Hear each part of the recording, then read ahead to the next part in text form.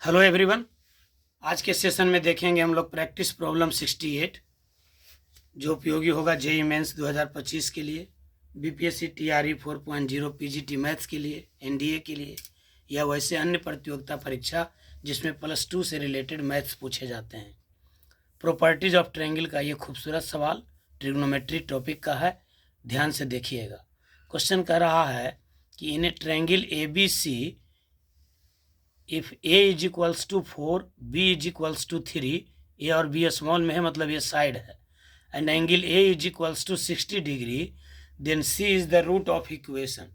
किसी triangle ABC में a का वैल्यू दिया हुआ है, साइड दिया हुआ है, b दिया हुआ है और एक एंगल a दिया हुआ है, तो कह रहा है c जो है वो किस क्वाड्रेटिक इक्वेशन का रूट होगा, यानी c के इक्वेशन का रूट हमको निकालना है।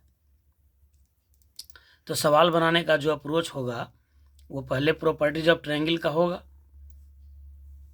मान लीजिए ये ट्रायंगल ABC है, तो एंगल के अपोजिट हो जाता है साइड। ये साइड हो गया आपका A जो दिया हुआ है 4, ये साइड हो जाएगा B जो दिया हुआ है 3 और ये साइड हो जाएगा C जो नहीं दिया हुआ है। इसी C को फाइंड करना है।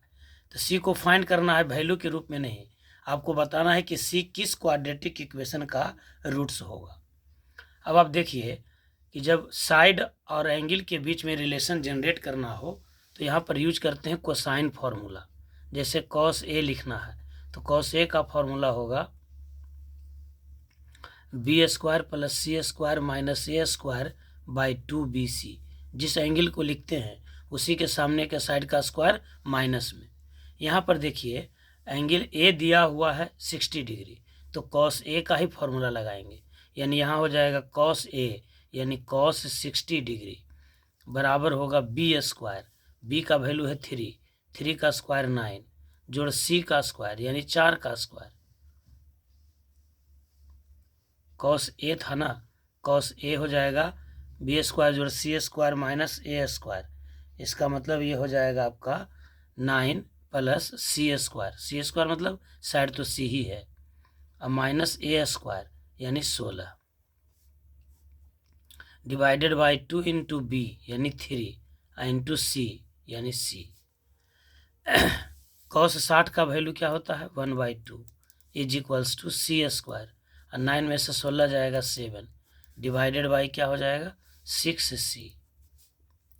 अब ये 3 से इसको काट दीजिए तो मिल जाएगा 3c is equals to c² - 7 यानी c² - 3c इधर ले आएंगे तो -7 इज इक्वल्स टू 0।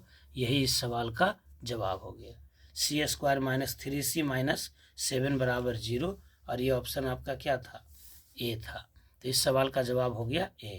यहाँ पर आप थोड़ा सा कोसाइन फार्मूला को और देख लीजिए।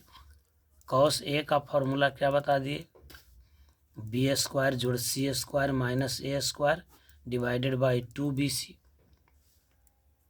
यहाँ से आप एक डायरेक्ट फार्मूला इसको भी लिख सकते हैं, b² जोड़ c² - a² बराबर 2bc cos A। इसी प्रकार से अगर cos B निकालना रहता तो आप क्या लिखते a² जोड़ c² - b² divided by 2ac यानी a² + c² - b² बराबर होगा 2ac cos B।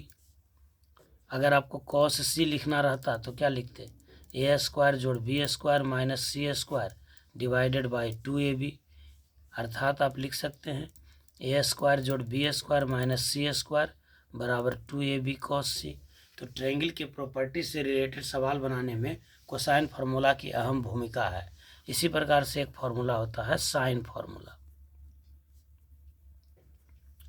Sine formula क्या होता है कि किसी ट्रायंगल ABC में मान लीजिए कि साइड आपका ABC है तो साइड और एंगल का रेशियो सेम हो जाता है, यानी A/sin A बराबर होगा B/sin B बराबर होगा C/sin C। इसका रेसिप्रोकल भी सही है, यानी sin A/A is equals to sin B/B is equals to sin C/C।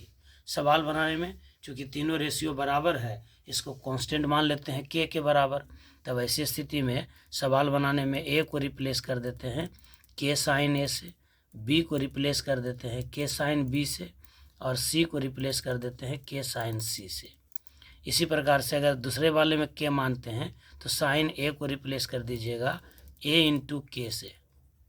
Sign ए बराबर ए के, साइन बी बराबर बी के और साइन सी बराबर सी के। ये सवाल बनाने में आपको यूज होगा। तो प्रॉपर्टीज ऑफ ट्रायंगल का ये बेसिक बात था, इसको ध्यान में रखना है। एक बार फिर से समझ लीजिए सवाल कह रहा था कि किसी ट्रायंगल ए बी सी में आपको ए दिया हुआ है 4, बी दिया हुआ है 3 और एंगल ए बराबर 60 डिग्री है। तो ये कह रहा है कि सी किस इक्वेशन का रूट होगा। बहुत ही आसान सवाल, लेकिन जब प्रैक्टिस में नहीं रहिएगा तो लगेगा कि अटेम्प्ट कैसे करें। बड़े आसान, आप ए पर कोसाइन फार्मूला लगा दीजिए। कोसाइन फार्मूला यानी कॉस ए बराबर बी स्क्वायर जोड़ C square minus A square by 2bc और सिंपली बी और सी का वैल्यू पुट कर दीजिए। बी सी और ए का वैल्यू आपको अपने आप एक इक्वेशन प्राप्त हो जाएगा, सी स्क्वायर माइनस 3c माइनस 7 बराबर 0। तो उम्मीद करते हैं कि इस सवाल को आप अच्छे से समझ गए होंगे। चलिए अगले वीडियो में मिलते हैं एक और अच्छे सवाल के साथ। बहुत बहुत धन्यवाद। वीडियो देखते रहिए, लोगों में शेयर करते रहिए।